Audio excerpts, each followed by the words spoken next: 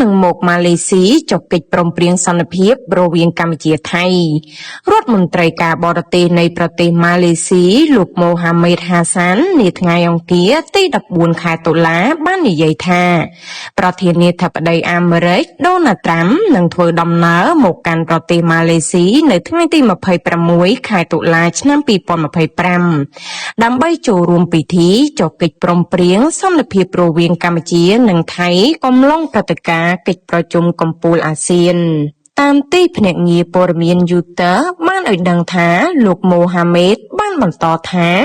ម៉ាឡេស៊ីរួមជាមួយសហរដ្ឋអាមេរិកនឹងដើរតួជាអ្នកសម្របសម្រួលកិច្ចព្រមព្រៀងខាងលើរវាងថៃនិងកម្ពុជាដែលនឹងមានតម្រូវឲ្យភាគីទាំងសងខាងបោះសម្អាតមីនហើយដកសភាវុធធុនធ្ងន់ទាំងអស់ចេញពីតំបន់ព្រំប្រទល់បើតាមលោករដ្ឋមន្ត្រីការបរទេសម៉ាឡេស៊ីពិធីចុះហត្ថលេខាលើកិច្ចព្រមព្រៀងនោះនឹងត្រូវធ្វើឡើងកំឡុងកិច្ចប្រជុំរវាងមេដឹកនាំអាស៊ានដែលគ្រោងប្រព្រឹត្តទៅនៅទីក្រុងកូឡាឡាំពួរចាប់ពីថ្ងៃទី26ដល់ថ្ងៃទី28ខែតុលាឆ្នាំ2025លោកម៉ូហាមេតបានប្រាប់ទៅកាន់ក្រុមអ្នកសារព័ត៌មានយ៉ាងដូចនោះថាកំឡុងកិច្ចប្រជុំកំពូលអាស៊ានយើងសង្ឃឹមថា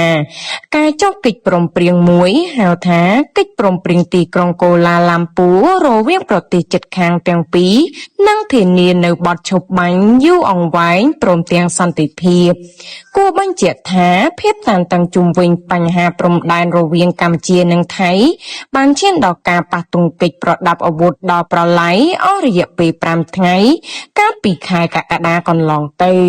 មុនពេលមានបទឈប់បាញ់គ្នាដែលព្រួយផ្ដាំដោយលោកត្រាំនិងនាយករដ្ឋមន្ត្រីម៉ាឡេស៊ីលោកអាន់វែអាប់ប្រាហ៊ីមដែលជាប្រធានបដូវវេនរបស់អាស៊ាន